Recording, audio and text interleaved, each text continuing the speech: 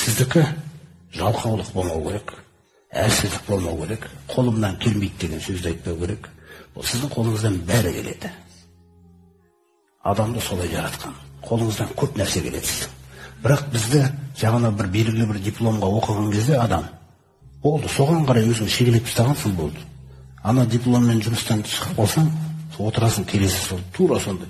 Сен басқа нәрсе де қолыңнан келеді ғой.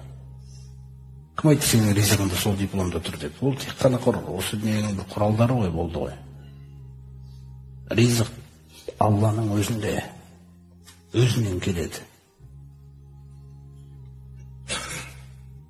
Тіпті Пайғамбарымыз саллаллаху алейхи ва саллям айтады: "Иннар ризқа ла ятлубул абда кама ятлубухул мауту."